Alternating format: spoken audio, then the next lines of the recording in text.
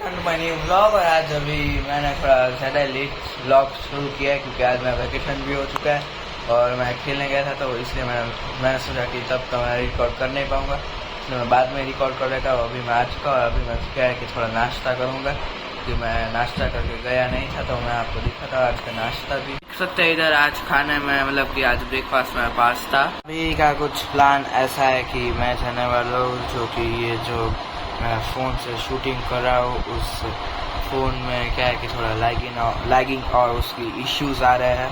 तो ये one plus का फ़ोन है, तो मैं अभी दिखाने जा रहा हूँ वन प्लस के स्टोर में, क्योंकि उधर तो मैं थोड़ा रिकॉर्ड नहीं कर पाऊँगा।